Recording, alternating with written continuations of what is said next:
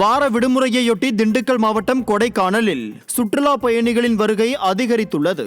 தமிழகம் மட்டுமின்றி ஆந்திரா, கர்நாடகா, கேரளா உள்ளிட்ட வெளிமாநில சுற்றுலா பயணிகளின் வருகை அதிகமாக காணப்பட்டது.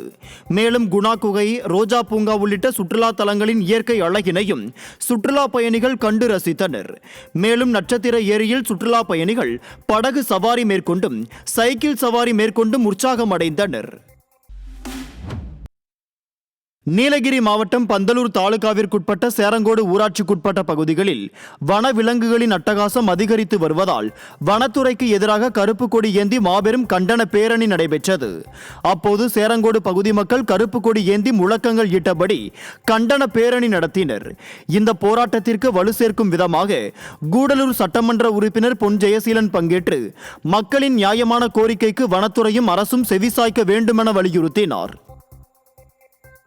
கிருஷ்ணகிரி மாவட்டம் ஊத்தங்கரையில் உள் விளையாட்டு அரங்கம் அமைக்க வேண்டும் என ஊத்தங்கரை பகுதி விளையாட்டு வீரர்கள் அதிமுக சட்டமன்ற உறுப்பினர் TM தமிழ்ச்செல்வத்திடம் கோரிக்கை வைத்தனர். இதனை ஏற்று தனது சட்டமன்ற தொகுதி மேம்பாட்டு நிதியில் இருந்து ரூபாய் 50 லட்சம் ஒதுக்கீடு செய்தார். அரங்கம் கட்டுமான பணியினை நேரில் சென்று கட்டிடத்தின் உறுதித்தன்மை குறித்தும் அமைக்கப்பட்ட மேற்கூரைகள் குறித்தும் கேட்டறிந்து ஆய்வு மேற்கொண்டார். ஆய்வின் போது மாவட்ட சிறுபான்மை பிரிவு துணை செயலாளர் பியாரேஜான், மாவட்ட எம்ஜிஆர் மன்ற தலைவர் தென்னரசு, மாவட்ட துணை செயலாளர் சாகுல் ஹமீது, நகர செயலாளர் சிக்னல் ஆறுமுகம் உள்ளிட்ட கட்சி நிர்வாகிகள் மற்றும் தொண்டர்கள் கலந்து கொண்டனர். விருதுநகர் மாவட்டம் சாத்தூர் அருகே தாயில்பட்டியில் சாதி மறுப்பு திருமணம் செய்த இளஞ்சோடி கடத்தப்பட்ட சம்பவம் அதிர்ச்சியை ஏற்படுத்தியுள்ளது.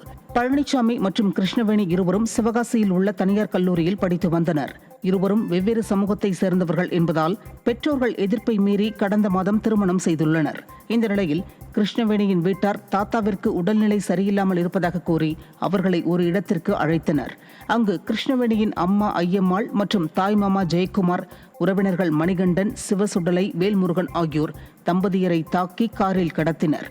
இதனையடுத்து போலீசார் மற்றும் பழனிசாமியின் உறவினர்கள் கடத்தல்காரர்களை விரட்டிச் சென்று தம்பதியினரை மீட்டனர். கிருஷ்ணகிரி மாவட்டம் ஊத்தங்கரை அரசு மருத்துவமனை அருகே உள்ள புளியமரம் சூறைக்காற்றால் சாய்ந்ததில் மின்கம்பங்கள் சேதமாகின. இதனால் அரசு மருத்துவமனை, அம்பேத்கர் நகர், ஆசிரியர் நகர் உள்ளிட்ட இடங்களில் மின்சாரம் துண்டிக்கப்பட்டது. இதனால் அந்த பகுதி மக்கள் கடும் சிரமத்திற்கு ஆளாகினர். திருப்பூர் மாவட்டம் மடத்துக்குளம் அருகே புதிதாக கட்டப்பட்டு வரும் அரசு மருத்துவமனை கட்டுமான பணிகளை அதிமுக சட்டமன்ற உறுப்பினர் பார்வையிட்டார். மடத்துக்குளம் சட்டமன்ற தொகுதி உடுமலை தெற்கு ஒன்றியம் ஜல்லிப்பட்டி ஊராட்சியில் புதிதாக கட்டப்பட்டு வரும் அரசு மருத்துவமனை கட்டுமான பணிகளை மடத்துக்குளம் சட்டமன்ற உறுப்பினரும் மாவட்ட செயலாளருமான சி மகேந்திரன் பார்வையிட்டார். அப்போது உடுமலை தெற்கு ஒன்றிய கழக செயலாளர் போகநாதன், தளி பேரூராட்சி கழக செயலாளர் ராமலிங்கம், மாவட்ட துணை செயலாளர் தம்பு என்கிற பார்த்தசாரதி உள்ளிட்ட கழக நிர்வாகிகள் பலர் உடனிருந்தனர். சென்னையை அடுத்த சிட்லப்பாக்கம் 2வது பிரதான சாலையில் குடிநீர் குழாய் கசிவு காரணமாக பள்ளம் தோண்டிய போது அங்கு சென்ற மின்சார ஒயர் சேதமானது. மின்சாரத்தை துண்டித்தால்தான் பணிகள் முடிக்கப்படும் என்று விடியா அரசின் குடிநீர் வாரிய ஊழியர்கள் தெரிவித்த நிலையில் அசம்பாவிதம் ஏற்படும் முன் விடியா அரசின் மின் வாரியம் உடனடி நடவடிக்கை எடுக்க வேண்டும் என மக்கள் தெரிவிக்கின்றனர்.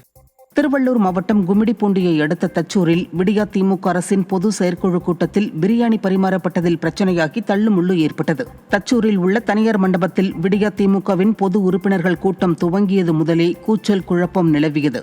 இதைத் தொடர்ந்து உணவு பரிமாறும் இடத்தில் விடியா திமுகவின் ஒன்றிய பிரதிநிதி ஒருவர் பிரியாணின்னு சொல்லி குஸ்கா ஏன் கொடுக்கறீங்க என வாக்குவாதத்தில் ஈடுபட்டது ஒரு கட்டத்தில் தள்ளுமுள்ளாக மாறியது.